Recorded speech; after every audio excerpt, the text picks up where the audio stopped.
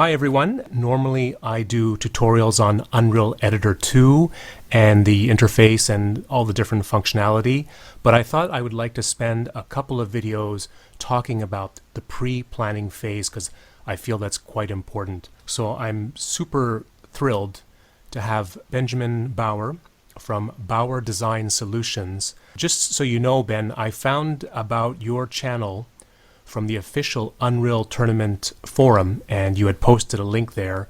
And when I saw those, you have two videos that talk about high-level concepts for multiplayer mapping, and I really thought that it'd be great to bring you on here to really talk about this because you're much better at it than me, and you also have the industry experience to back that up as well. So first of all, thanks a lot for coming on to do this interview.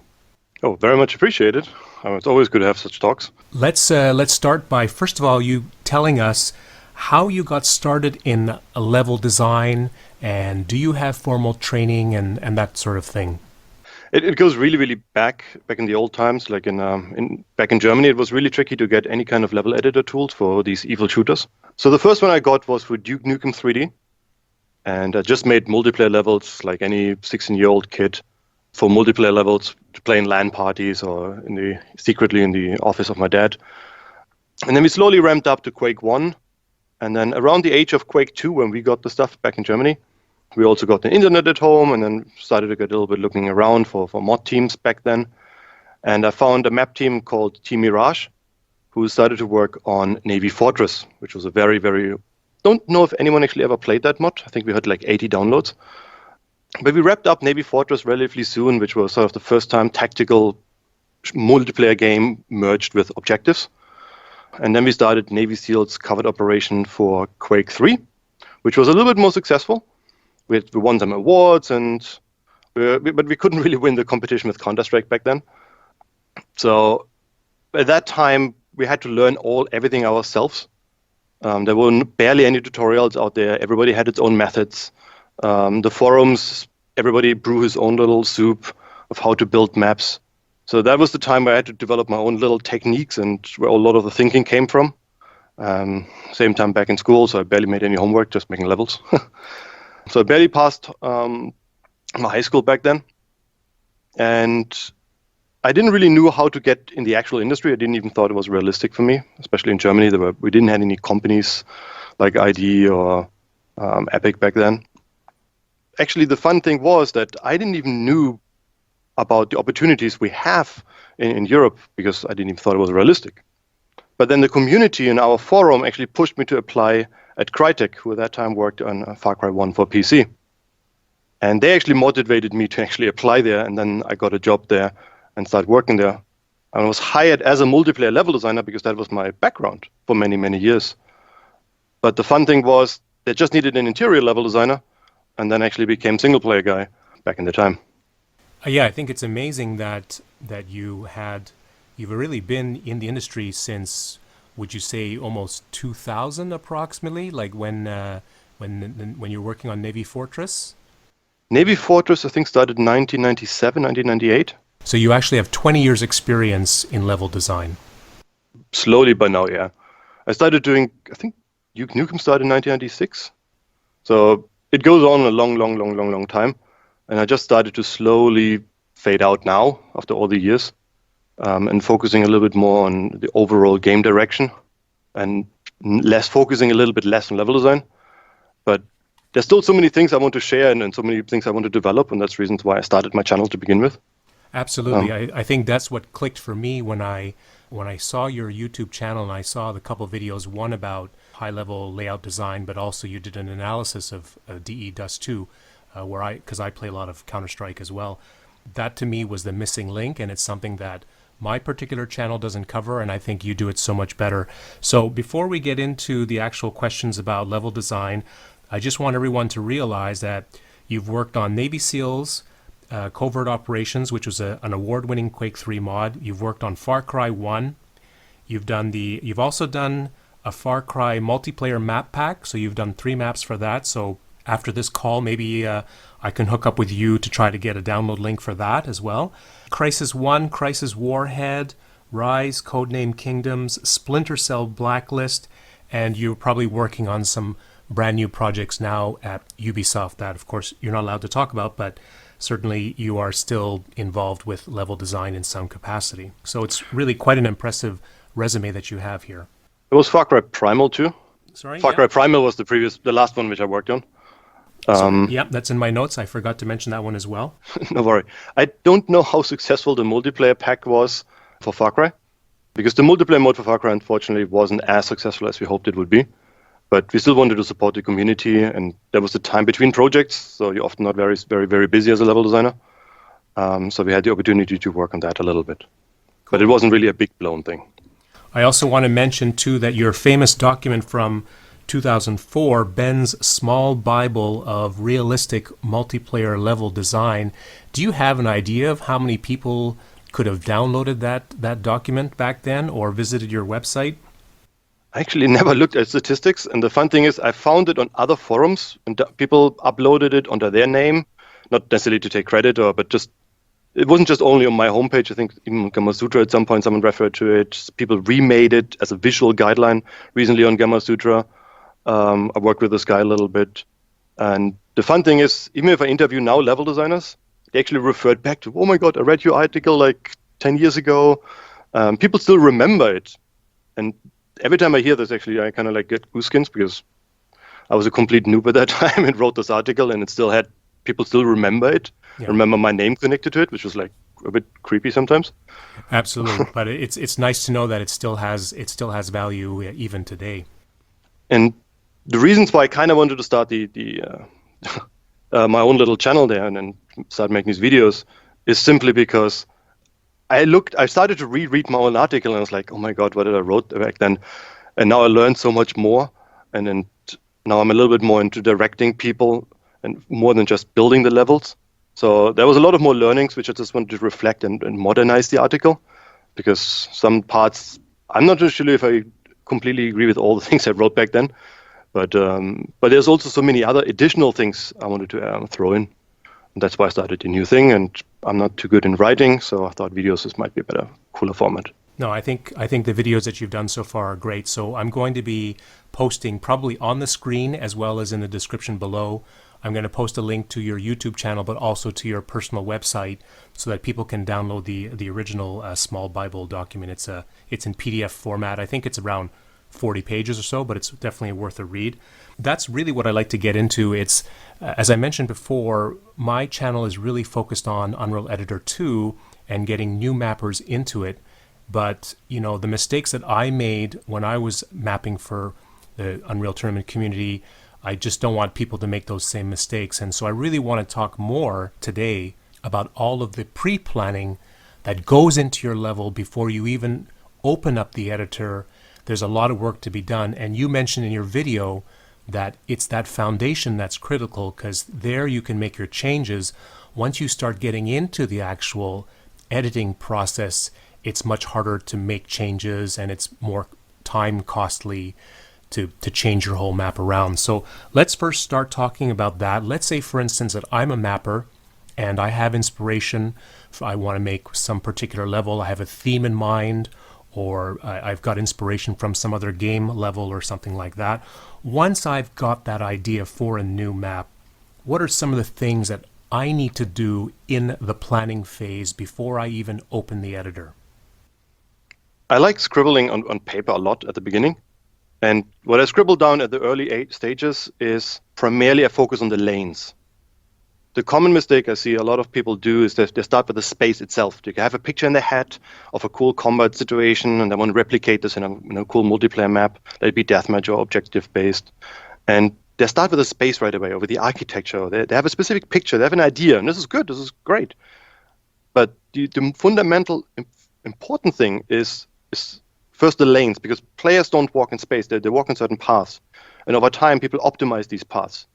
And first thinking in these fields, or in these aspects, is the skeleton. It's like if you start drawing a people without thinking about the skeleton, your body will fall apart if you don't have a good skeleton. And the same counts for levels. So even a big room, like the usual big cube problem, if people start, fundamentally it's just lanes people walk in these spaces. And a lot of spaces actually ignored by players. So I really start with basic geometrical forms. And if you analyze or look at big classical maps, they're actually relatively simple, their main lanes. If you think about Dota or League of Legends, it's actually nothing else than a cube with an X in between the main lanes. And everything else grows out of it.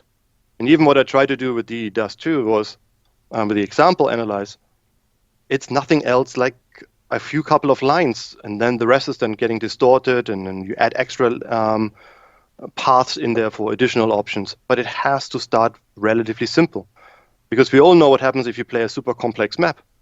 You get lost, you start your orientation. Plus, if you build the very complex map, as you said, fixing it later on is way more expensive than starting on a little scribble.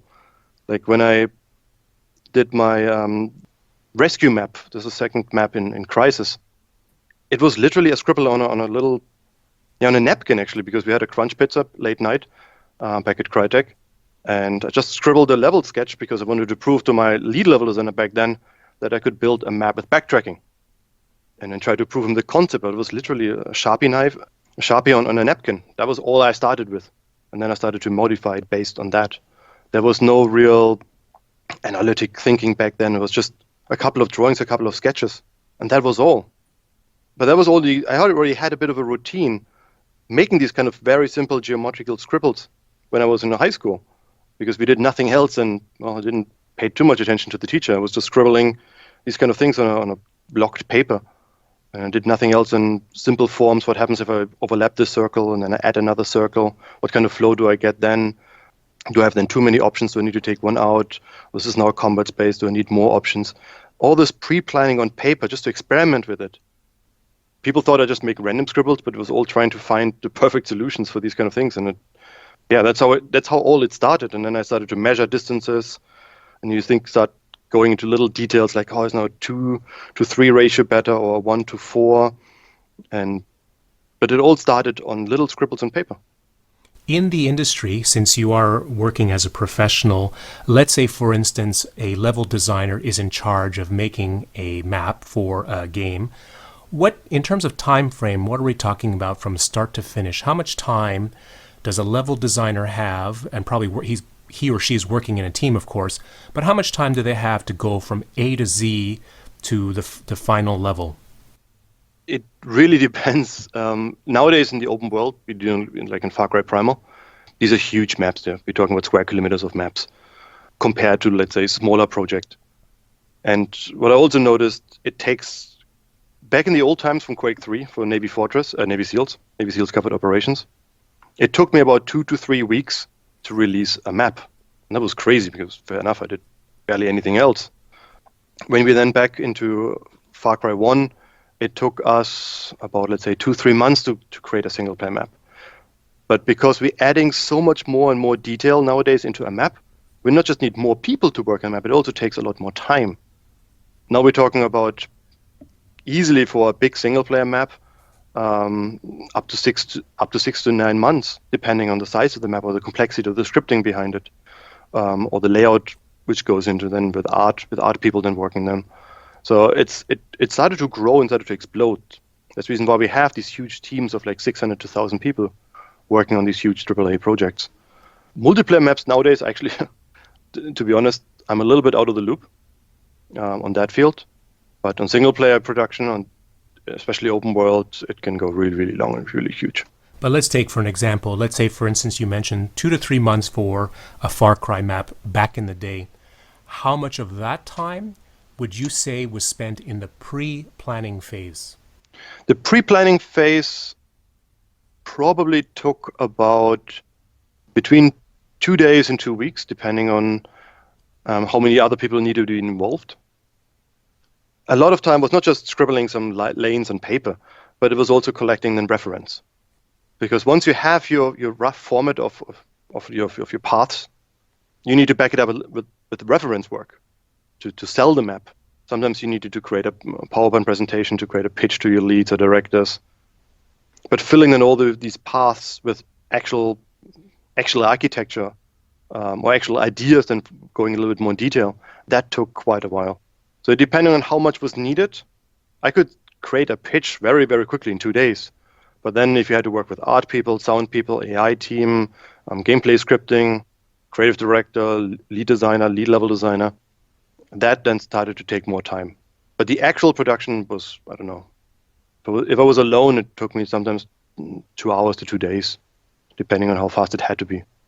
As a newbie mapper, when I first started getting into Unreal Tournament and making maps just for myself, every newbie mapper makes the same mistake, which is basically taking a whole bunch of cubes, subtracting a whole bunch of cubes, room corridor, and calling that a map.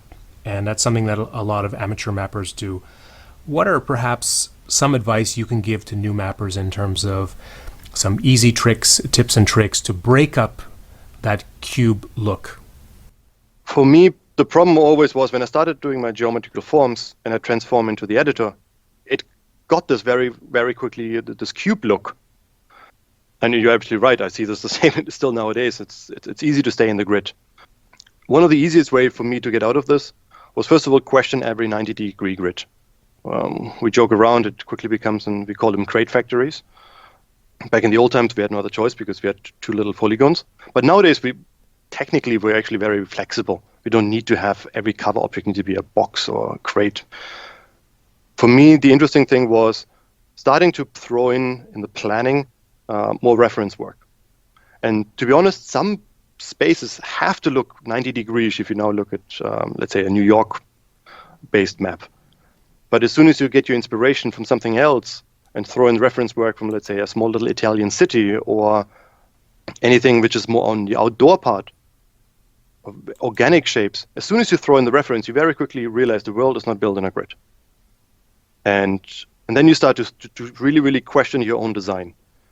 We sometimes do these exercises in our own company where we take a level, which is very early in the planning phase, and we challenge the level design. Okay, now destroy your own levels. How would you try to break up your own level?